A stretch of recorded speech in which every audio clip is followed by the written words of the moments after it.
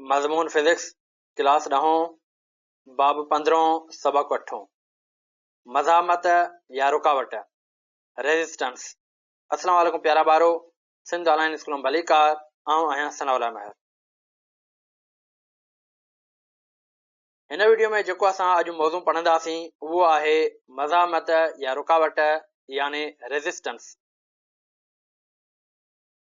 प्यारा ॿारो, हिन मौज़ूअ खे शुरू करण खां पहिरीं असीं हिन मौज़ूअ जा सिख्या जा मक़सद सम्झंदासीं, जंहिंजी पहिरीं पॉइंट में चवे थो define resistance as the property of a material that opposes the flow of electric current, यानी रुकावट खे कंहिं शइ जी ख़ासियत तौर बयानु करणु जेका बरक़ी करंट जे वहकिरे खे रोके थी। ॿी पॉइंट में चवे थो explain how the resistance of a conductor is affected by its length, cross sectional area, material and temperature, यानी उहा वज़ाहत करण त कंहिं बि पसराईंदड़ जी रुकावट उन जी ड्रैग, एराज़ी, मादे ऐं गर्मी पद खां कीअं मुतासिर थींदी आहे। वाई वी स्टडी दिस, हीअ असीं छो था पढ़ूं? हिन जे लाइ चवे थो by studying this we understand how electrical circuits work in real life, we can design safe and efficient wiring systems in homes, schools and industries. We also learn how resistors control current in devices like fans, mobile chargers and computers, and how resistance helps in converting electrical energy into heat. इन चवण जो मतिलबु आहे त रुकावट जो मुतालो करण सां असां सम्झी सघूं था त बिजलीअ जा सर्किट हक़ीक़ी ज़िंदगीअ में कीअं कमु कनि था। उन खां सवाइ असां घरनि, स्कूलनि ऐं सनअतनि में महफ़ूज़ ऐं काराइतो वायरिंग सिस्टम डिज़ाइन करे सघूं था। असां उहो बि सिखूं था त रेजिस्टर कीअं पखनि, मोबाइल चार्जरनि ऐं कंप्यूटरनि जहिड़नि डिवाइसनि में करंट खे कंट्रोल कंदा आहिनि ऐं रुकावट कीअं बिजलीअ जी तवानाईअ खे गर्मीअ में तब्दील करण में मदद कंदी आहे। प्यारा ॿारो, हींअर असीं पंहिंजे टॉपिक जी तरफ़ हलूं था जेको आहे रेजिस्टेंस यानी रुकावट। सो प्यारा ॿारो, हिन टॉपिक खे असां शुरूआत में मिसालनि सां सम्झण जी कोशिशि कयूं था। तो मिसाल जे तौर ते जेकॾहिं तव्हां सुबुह सां स्कूल जे लाइ निकितव, तव्हां जंहिं रस्ते सां वञो था त उहो रस्तो जेको आहे त वेकिरो आहे ऐं उन खां बाद में थोरो अॻिते हलो था त उहो रस्तो जेको आहे त सोढ़ो थो थी वञे ऐं उन खां बाद में ॿियूं बि गाॾियूं उन रस्ते ते जॾहिं हलंदियूं त छा थींदो त तव्हांजे गाॾीअ जे अॻियां ॿी गाॾी अची वेंदी ऐं उन जे अॻियां वरी ॿी गाॾी अची वेंदी। अहिड़े नमूने सां जेको आहे त माना रुकावट पैदा थींदी तव्हांजे गाॾीअ जे अॻियां। तव्हां टाइम ते स्कूल न पहुची सघंदव या ऑफिस न पहुची सघंदव। छाजे करे? त अॻियां तव्हांजे रुकावट हुई। रुकावट कहिड़ी हुई? अॻियां ॿी गाॾी। मिसाल तौर ते तव्हां कंहिं बस में आयो त अॻियां कार रुकावट आहे, या उन कार जे अॻियां वरी ॿी कार रुकावट आहे, वरी उन कार जे अॻियां वरी ॿी कार डाटसन आहे।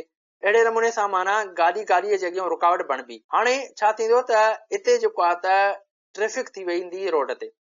हाणे जॾहिं ट्रैफिक रोड ते थी वेंदी त पोइ तव्हां ॾिठो हूंदो त जॾहिं ट्रैफिक जाम थी वेंदी आहे त पोइ उते जेको आहे त ट्रैफिक पुलिस वारा ईंदा आहिनि, पोइ उनखे जेको आहे त माना सही कंदा आहिनि। यानी ट्रैफिक छाजे करे पैदा थींदी आहे, छाजे करे ट्रैफिक जाम थी वेंदी आहे, उहा बि रुकावट जे करे जाम थी वेंदी आहे। यानी हिकु गाॾीअ खे ॿी गाॾीअ जे अॻियां रुकावट हूंदी आहे, हिकु गाॾीअ खे ॿी गाॾी अॻियां रुकावट हूंदी आहे, उनखे वरी अॻियां ॿी गाॾी रुकावट हूंदी आहे। सो अहिड़े नमूने सां जेको आहे त माना ट्रैफिक जाम थी वेंदी आहे। सो उन खां बाद में प्यारा ॿारो, जेकॾहिं असां ॿिए एग्ज़ाम्पल जे तरफ़ हलूं त मिसाल जे तौर ते जेकॾहिं तव्हां वटि हिकिड़ो बॉक्स आहे ऐं उहो तव्हां हिकिड़े टाइल वारे फर्श ते जेकॾहिं उनखे तव्हां घिलींदव त छा थींदो त हू आसानीअ सां जेको आहे त घिलजी वेंदो।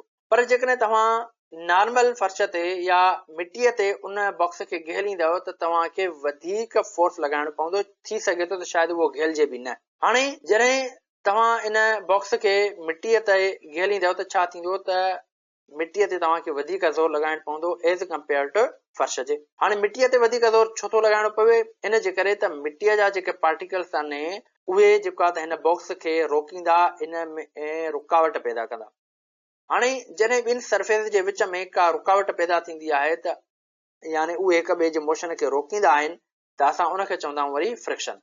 ऑलरेडी असां जेको आहे त 9th क्लास में फ्रिक्शन जे बारे में पढ़ी आया आहियूं त फ्रिक्शन छा थींदो आहे, उनजा फ़ाइदा, उनजा नुक़सान ऐं उनजा टाइप्स वग़ैरह असां डिस्कस करे आया आहियूं। ठीकु आहे। फ्रिक्शन बि छाजे करे थींदो आहे प्यारा ॿारो? मोशन जे रेजिस्टेंस जे करे, मोशन जी रुकावट जे करे। उन खां बाद में टे एग्ज़ाम्पल जे तरफ़ हलूं था त टे एग्ज़ाम्पल आहे मिसाल जे तौर ते जेकॾहिं तव्हां मोटर हलायो था या को बीको हलायो था, का बोरिंग हलायो था, ठीकु आहे, या को ट्यूबवेल हलायो था, त अगरि जेकॾहिं तव्हांजे उन मोटर उन ट्यूबवेल उन बोरिंग जे शुरूआत में जेको नड़ो आहे या जेको पाइप आहे उन जी जेका एरिया आहे उहा जेकॾहिं वॾी आहे वेकरी आहे त आराम सां पाणी जेको आहे त उतां फ्लो थी सघे थो।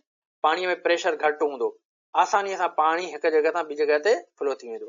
अगरि जेकॾहिं उहो पाइप तव्हांजो सोढ़ो आहे त पोइ छा थींदो त उन हिकु त पाइप जेको आहे त उन मेन पाइप मां निकिरी वेंदो, पहिरीं पॉइंट। ॿी पॉइंट इहा त उन पाइप में प्रेशर वधी वेंदो। हाणे प्रेशर छाजे करे वधियो? प्रेशर वधियो उन पाणीअ जे पार्टिकल जे पाण में कोलिजन जे करे, उन रुकावट जे करे। छो त पाइप जेकॾहिं वॾो हूंदो त पोइ पार्टिकल जेके आहिनि त उहे पाण में जेको आहे त कोलिजन न कंदा। अगरि जेकॾहिं असांजे पाइप जी एरिया नंढी आहे, पाइप सोढ़ो आहे, त पोइ छा थींदो त उते जेको आहे त पाणीअ खे रुकावट पैदा थींदी। ठीकु आहे, रुकावट पैदा थींदी त पोयों प्रेशर वधी वेंदो। ठीकु आहे प्यारा ॿारो। सो अगरि जेकॾहिं असां हिन टिनी मिसालनि ते गौर कयूं त इन टिनी मिसालनि में असां हिकिड़ी शइ कॉमन ॾिठीसीं, उहा हुई रेज़िस्टेंस। त गाॾीअ जे एग्ज़ाम्पल में, हिन ट्रैफिक जे एग्ज़ाम्पल्स में बि असां ॾिठोसीं त हिननि में रेज़िस्टेंस हुयो। उन खां पोइ बॉक्स वारे असां एग्ज़ाम्पल में बि ॾिठोसीं त बॉक्स में बि फ्रिक्शन छा आहे, हिकिड़े क़िस्म जो रेज़िस्टेंस आहे, रुकावट आहे। ऐं पाणीअ वारे सिस्टम में बि असां जेको आहे त ॾिठोसीं त हिते बि असांजी रुकावट पैदा थिए थी। त प्यारा ॿार, ही जेके हुया असांजा आम मिसाल हुया, ठीकु आहे, जेका असां आम जनरल लाइफ में ॾिसूं था या पंहिंजी नेकेड आई सां खुलियल अख सां ॾिसी सघूं था। उन खां बाद में जेकॾहिं हाणे इनखे असां खणी हलूं जेको आहे त बिजलीअ वारे तरफ़, त बिजलीअ में जेको आहे त हिन रेज़िस्टेंस खे असां जेको आहे त इलेक्ट्रिकल रेज़िस्टेंस जो नालो था ॾियूं। ऐं उहो किथे थींदो आहे? उहो थींदो आहे असांजो वरी माना पार्टिकल्स जे अंदरि। हाणे मिसाल जी ज़रूरत ही असां वटि हिकिड़ो जेको आहे त कंडक्टर आहे, ठीकु आहे, पसराईंदड़ आहे। हाणे इन में एटम्स मौजूदु आहिनि। हाणे जॾहिं एटम्स मौजूदु आहिनि त एटम जे चौधारी वरी जेको आहे त इलेक्ट्रॉन्स मूव कंदा आहिनि, फ्लो कंदा आहिनि। हाणे छा थींदो त जॾहिं असां हिन में करंट फ्लो कराईंदासीं त छा थींदो त इलेक्ट्रॉन्स जेके आहिनि त उहे मूव करणु स्टार्ट थींदा, मूव करणु शुरू कंदा। पोइ छा थींदो त अगरि जेकॾहिं असांजो जेको कंडक्टर आहे उहो जेको आहे त सुठो कंडक्टर आहे त पोइ उन में आसानीअ सां असांजा इलेक्ट्रॉन्स जेके आहिनि त मूव करे वेंदा। अगरि जेकॾहिं असांजो कंडक्टर जेको आहे जंहिंमें असांजा इलेक्ट्रॉन फ्लो था थियनि उहो जेको आहे त सही मटीरियल न आहे, या जेको आहे त सेमी कंडक्टर आहे या इंसुलेटर आहे, त पोइ छा थींदो त उन में इलेक्ट्रॉन्स जेके आहिनि त असांजा प्रॉपर नमूने सां फ्लो न थींदा। ठीकु आहे। हाणे छा थींदो आहे त जॾहिं फ्री इलेक्ट्रॉन हूंदा आहिनि पोइ उहे जॾहिं हिकु एटम मां निकिरी करे ॿिए एटम ॾे वेंदा आहिनि त पोइ जॾहिं पोइ छा थींदो आहे त उहे हिक ॿिए सां जेको आहे त कोलाइड कंदा आहिनि, हिक ॿिए सां टकराइबा आहिनि।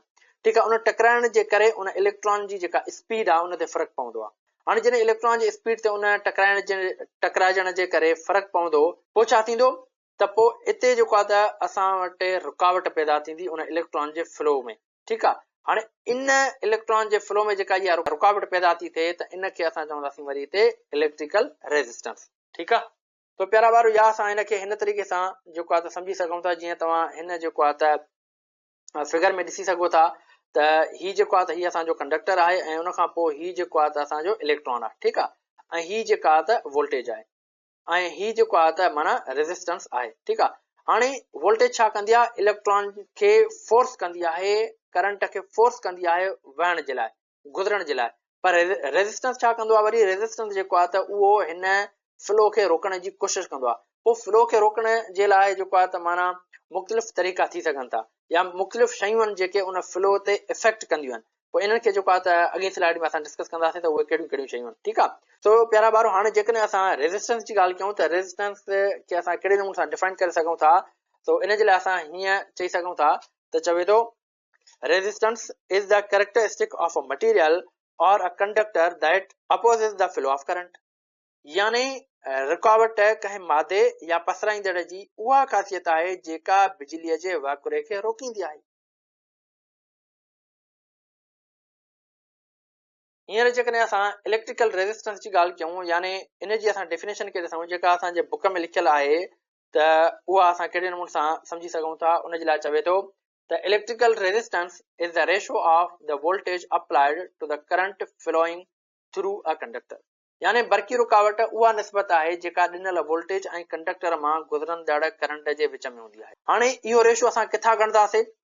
यानी वोल्टेज ऐं करंट जो जेको रेशियो आहे उहा असांखे किथां मिलंदो? So according to Ohm's law, जीअं त असां ओम्स लॉ पढ़ी आया आहियूं, त उन में असां छा पढ़ियोसीं? V = IR। हाणे असांखे मालूम छा करणो आहे, रेज़िस्टेंस। त रेज़िस्टेंस खे असां मालूम कंदासीं त उहो असांजो थी वेंदो V डिवाइड बाय R। या असां हिनखे हीअं खणी चई सघूं था त वोल्टेज ऐं करंट जो रेशो आहे रेज़िस्टेंस। त हाणे जेकॾहिं हिन जे यूनिट जी असां ॻाल्हि कंदासीं त यूनिट जेको आहे त वोल्टेज जो यूनिट आहे वोल्ट, यानी पोटेंशियल डिफरेंस जो यूनिट थींदो वोल्ट, ऐं उन खां पोइ करंट जो एम्पियर। ठीकु आहे, वोल्ट डिवाइड बाय एम्पियर इहो बराबरि आहे असांजो ओम जे। ठीकु आहे, हाणे ईंदासीं असां उन तरफ़ जेका मां तव्हांखे सम्झाइणु चाहियां पियो, यानी कहिड़ियूं कहिड़ियूं शयूं आहिनि जेके रेज़िस्टेंस ते जेको आहे त इफेक्ट करनि थियूं।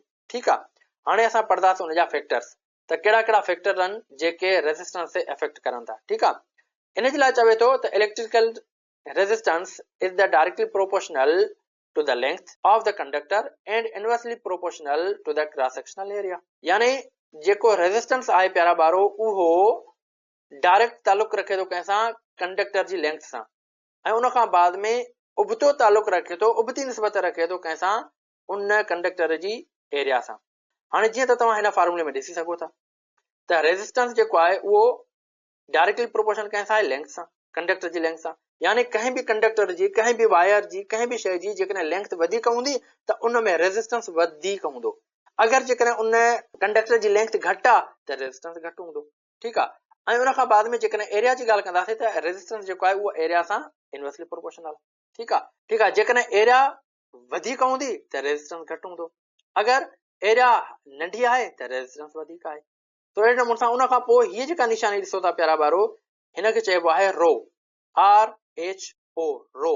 ठीकु आहे, हिनखे चइबो आहे वरी रेज़िस्टिविटी। ठीकु आहे, हिनखे जेको आहे असां अॻिते डिस्कस कंदासीं। प्यारा ॿारो, हींअर असां जेको आहे त फैक्टर डिस्कस कयूं था जेके रेज़िस्टेंस ते जेको आहे त अफेक्ट करनि था। तो प्यारा ॿारो, हिते असांजा जेको आहिनि त मेन 4 फैक्टर्स आहिनि जेके रेज़िस्टेंस ते जेको आहे त अफेक्ट करनि था। सभ खां पहिरीं जेकॾहिं असां ॻाल्हि कंदासीं उहा आहे असांजी लेंथ ऑफ दी वायर, यानी तार जी ड्रैग। हाणे चवे थो त लॉन्गर वायर मोर रेज़िस्टेंस। जीअं मां तव्हांखे सम्झायो त जेतिरी वायर वॾी हूंदी, डिघी हूंदी, ओतिरो उन में रेज़िस्टेंस वधीक हूंदो। तो इन जे लाइ चवे थो a long extension cable resist current more than a short wire. चवे थो त जेकॾहिं असां वायर वधीक खणंदासीं, डिघी खणंदासीं त उन में रेज़िस्टेंस वधीक हूंदो। अगरि जेकॾहिं असां हल्की वायर खणूं था, ठीकु आहे, उनजी लेंथ असां घटायूं था त पोइ छा थींदो त उन में रेज़िस्टेंस बि घटि हूंदो। उन खां बाद में ॿी पॉइंट आहे असांजी एरिया ऑफ क्रॉस सेक्शन। ठीकु आहे, यानी उन वायर जी एराज़ी। इन जे लाइ चए थो थिकर वायर लेस रेज़िस्टेंस। हाणे वायर जेकॾहिं असांजी थुल्ही आहे, मोटी आहे, त पोइ छा थींदो, उन में रेज़िस्टेंस घटि हूंदो। उन खां बाद में अक्सर चवे थो that's why high power appliances like AC use thick copper wires. चवे थो त जेके असांजा हाई पावर अप्लायंसिस आहिनि, हायर पावर डिवाइसिस आहिनि, जेके वधीक पावर खणंदा आहिनि, उन्हनि जे लाइ असां ज़्यादातर जेको आहे त थुल्ही वायर इस्तेमालु कंदा आहियूं, या मेन घर जे लाइ असां थुल्ही वायर इस्तेमालु कंदा आहियूं। AC थी वई, या उन खां बाद में तव्हांजी फ्रिज थी वई, या उन खां बाद में कुतर मशीन थी वई, इन जे लाइ असां जेको आहे त माना थुल्ही वायर इस्तेमालु कंदा आहियूं। छाजे करे त जीअं असांजी जेका रेज़िस्टेंस आहे वायर जी उहा घटिजी वञे, असांखे करंट वधीक मिले। सो उन खां बाद में थर्ड पॉइंट आहे असांजी वरी नेचर ऑफ मटीरियल, यानी मवाद जी नोयत। हाणे अगरि जेकॾहिं मवाद जी ॻाल्हि कंदासीं प्यारा ॿारो, त हर हिकु शइ जी जेका रेज़िस्टेंस आहे उहा अलॻि अलॻि हूंदी आहे। कुझु अहिड़ियूं शयूं आहिनि जंहिंजी रेज़िस्टेंस वधीक हूंदी, कुझु शयूं अहिड़ियूं जंहिंजी रेज़िस्टेंस घटि हूंदी आहे। हाणे मिसाल जे तौर ते ॾिसो, जीअं प्लास्टिक आहे, प्लास्टिक जी रेज़िस्टेंस वधीक आहे। उन खां बाद में काठ आहे, काठ जी रेज़िस्टेंस वधीक आहे। रबड़ आहे, रबड़ जी रेज़िस्टेंस वधीक आहे। ठीकु आहे, पर उन जी जॻह ते जेकॾहिं असां मेटल्स जी ॻाल्हि कंदासीं या कंडक्टर्स जी ॻाल्हि कंदासीं त इन जे लाइ चवे थो copper and silver have lower resistance good conductors while nichrome has high resistance used in heaters. चवे थो त जेके असांजा कॉपर आहिनि या सिल्वर आहिनि, उहे असांजा जेको आहे त लो रेज़िस्टेंस मटीरियल्स आहिनि या कंडक्टर्स आहिनि। पर उन खां बाद में जीअं असांजी टंगस्टन वायर्स थी वई, या उन खां पोइ तव्हांजी जेको आहे त निक्रोम वायर थी वई, उहे हाई रेज़िस्टेंस हूंदा आहिनि। ठीकु आहे, हाणे निक्रोम वायर असां किथे इस्तेमालु कंदा आहियूं, हीटर में। टंगस्टन वायर किथे इस्तेमालु कंदा आहियूं, असां बल्ब में।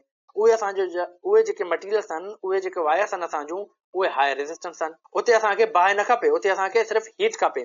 तव्हां ॾिसो त हीटर सिर्फ़ु असांखे हीट ॾींदो आहे, बाहि जी ज़रूरत न हूंदी आहे असांखे उते। ऐं उन खां बाद में बल्ब में बि असांखे सिर्फ़ु रोशनी जी ज़रूरत हूंदी आहे।